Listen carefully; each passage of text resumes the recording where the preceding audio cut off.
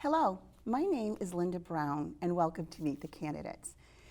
It's my pleasure to bring this one-to-one question and answer forum to you. You know, in speaking with people around town, it's come to my attention that sometimes folks don't really know who might be running for a particular office, or even at times who's representing them presently. So this is one way for residents to get to know who's running for what office and to get to know a little bit more about the candidate and the issues that are important to them. I'll be asking local candidates questions that are pertinent to the office that they're seeking. They'll be about different issues facing the city and getting their responses and what they would do to either change or build on these issues. Now, notices inviting candidates to join in on this forum were sent out to all who are running. The ones that you'll be seeing in the interviews are candidates that responded.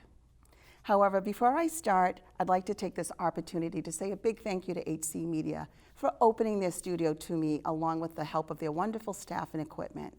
So much goes into being able to do something like this, and I appreciate it so much. They are one of Haverhill's gems. So, we're going to get started with our first candidate.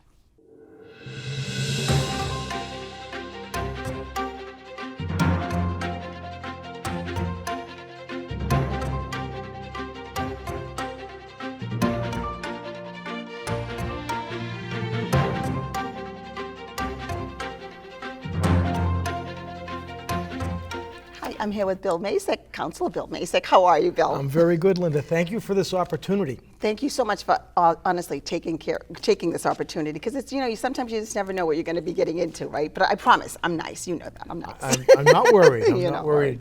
But you know what? You fire all the questions at me. I'll do my best to give you honest answers. I know you always do. You always do. So why don't we just start out with you telling us briefly why you were deciding to run again? You know, I just love being on the Haverhill City Council, and I love serving people, and I spend a lot of time doing it, and I never regret anything that I get involved with. Some things are efforts, but it's nice to please people. It's nice to get people what they deserve, and I'm always looking out for the best interests of the people of the city. That's great. You are. You attend lots of meetings. I do. You're out and about. You Yep. you really do a lot of things for us. So let's talk a little bit, if we can, about safety, because I mean, public safety is paramount for It is. everybody, no matter which neighborhood you live in, and whether we're in school, we're at home, we're walking downtown. How would you, as a council person, continue to work with the mayor and the Haverhill Police Department to start combating some of these, to improve our public safety? Well, I've been part of the efforts to increase the number of police and to have those discussions.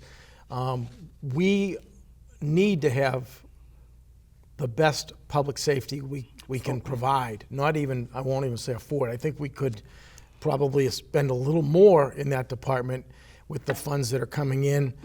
I don't think any one department, there are people that have blinders on that they think it should all go to them, but the police aren't like that. As a matter of fact, Chief DeNaro said during the budget session just recently that he has so many openings that he didn't need any more people put on the department, because it takes so long to get an officer through the hoops and hurdles, and to get them through the academy.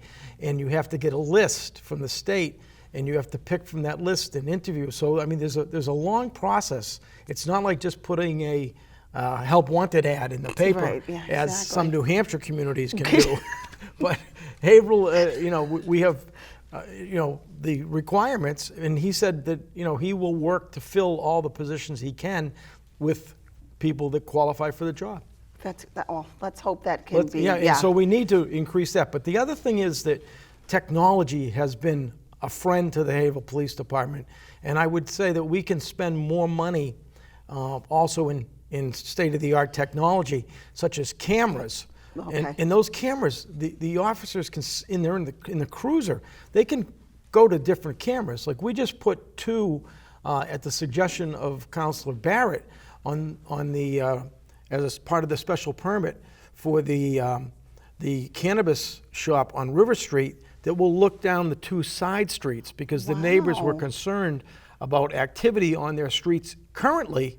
And so the cruiser doesn't have to go and check the officer can just punch in whatever camera that is and actually see what's going on. So that kind of stuff is That's helpful. great. I'd That's also like to amazing. see more of the speed signs, No, because absolutely. we don't have enough enough officers to really put the amount of people out on the street to control the speeding. I think that you're going 38, speed limit is 30. I think that makes people slow down. It does. It does. It does. Myself included. And all of us. I was Yeah. going to say, I know when I'm approaching one of them, like, okay, I'm going to check. It makes you check what Yeah. speed you're going. Right. And and tying right into that, since we're talking about safety on the roads like that, what do you think you could do as a councilor to help increase pedestrian safety? Because we have a couple of really crazy intersections in town where there have been accident upon accident upon accident, and sometimes near accident. What do you think? How would you work to improve that? Well, I was one of the counselors that just recently brought up the need on the new section of Main Street before the bridge that Right. we have a lot of jaywalking. We do. And we need to probably create some type of cosmetically acceptable barrier, whether it be maybe a 4-foot fence, but not just a chain link. I'm talking about something that fits into the atmosphere in a sense. Or maybe it could be done with and this might be right up Brightside's alley. Maybe it could be done with, because I've seen this also done in other communities where they just have shrubbery and I've seen that too. some type of plantings Absolutely. that also makes it really not good to cross. You can't cross there probably if it's done right. Right, and it helps beautify But the it area a also little, right. beautifies the area. So I would be in favor of that. That's great because I see a lot of that online with people saying this sign is saying to cross and this one's telling the cars to go. Well, unfortunately, the state has now gone to that system in order to flow more traffic. Oh, and I'm not happy about that. I mean, we used to have all stop, and then you got your light to cross. And if we could work to get that back, I would safe. like it. But the state, I think, all of our streetlights are permitted by the state. Right. And the changing, the timing, everything has to get state approval. I'm not sure the state would approve us going back to an all-stop, all four ways, say, Right. at It would help bridge. though. 'Cause Yeah, I it think, would. it but really and would safety help. is real important, but I think we need to discourage jaywalking. Well, that's huge. And crossing where there's a crosswalk. That's Right, what people that's should be right. doing, crossing where there's a crosswalk. Well, let's go on to something about what we all talk about, what we don't like to talk about, what we have to is taxes. We know that Haverhill, like other communities, tax residents and industrial at different levels. Do you Right. think Haverhill would should seek to like tax everybody on that same level, have a single tax rate for everybody, all properties? That would be so disruptive in what residents pay. I think because we've gotten to this point over a period of 25, 30 years with the classification factor changing, that I think it would be so expensive to own a house on that, yeah. because that's where the expense would come. So even though it's offset now, I don't like to see it go up, and I don't want to see anybody's taxes go up. I call myself a tax fighter because I'm not Right, the guy you that are, wants to you tax are. to the max. Right. I'm not that guy. I've lived in Haverhill my whole life. I know what my house cost me when I first, Right, when you first acquired bought it, it, right. and it's like probably 5 times, amazing. what the tax was when I first bought it. So it's like because I also hear about stories where their families can't afford to stay in Haverhill. We've educated those young adults. They'd like to stay in Haverhill, but they can't afford to stay in Haverhill because Absolutely. rents or purchase price includes taxes going higher, so they have to go elsewhere. I don't want to see that. I know, So that's I toughing. think we're still.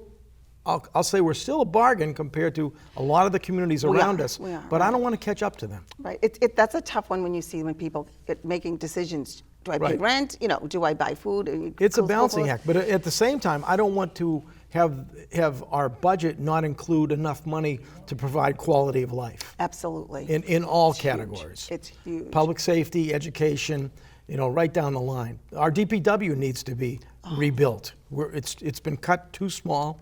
I know we do a lot of outsourcing, but I'd like to see us apply some more money to employees in that department so we can get more done on our beautification. And you're involved with that I'm now. very involved in that, You know? and that's it's. I was just down at Riverfront today weeding. Anyway, we were there 2 Saturdays We need ago, to do you things. know? We need a mason that can go out and fix the brickwork, like in front of the post office. Even when I was walking to HC Media, when I was going to the wrong location today, your studio's downtown, I look at the brickwork that goes along the that? cement sidewalks, and it needs to be changed All- and replaced and up. remortared. Right, exactly. Well, they call it repointed, right? Repointing, that's exactly. right. Well, we're running a little low on time, so let's get a Okay, couple more questions keep in going. there. So, and let me just ask you, hypothetically, if new resources were absolutely coming available magically, what one city's service would you feel, I'm going to put it all there, or at least most of it? Put it all there. I don't like doing that. I I think know. there are so many, every year when we do our budget. Well, there are okay, you have to pick two. Ready? Pick two? You have All two, right. and you have 20 seconds. All right. Definitely education. Okay. And secondly, public safety, and that Absolutely. includes not just police, but fire. And we need to also look at our fire stations, how many we have, and if we need to build a new one, because our trucks have to be specially ordered because they won't fit in the old doors. bays now, 'cause those are right, because also many of the our trucks old- today are bigger and have more equipment on them. And they're heavier, right? And everything, right. So we need to look at that too for fire, police and fire, and education. You know what? It'll never change. So let's We'll keep let's fighting the share. battle. We'll keep fighting. on fighting that battle. So before we go, what's the best way for people to get in touch with you? Email, phone? Email is great, and because then, but my phone, it's all listed on the city Well, website. why don't you let everybody know? Okay, it's Okay. Bill Macek, and I'm Bill Macek on the ballot this year. Okay. So look for me as Bill, because it's what I've been called my whole life. And then Exactly. it's WJM227@gmail.com And your phone and number. 978-837-1112 is my cell phone, because I've always got that. I know you do. And Well, you listen- can leave messages on my old landline at 978-373-5677. You got it. All right. Awesome. Thank you, Thanks Linda. for coming in Thank tonight. you for this opportunity. Oh, I appreciate you coming in. Thanks so much. Okay.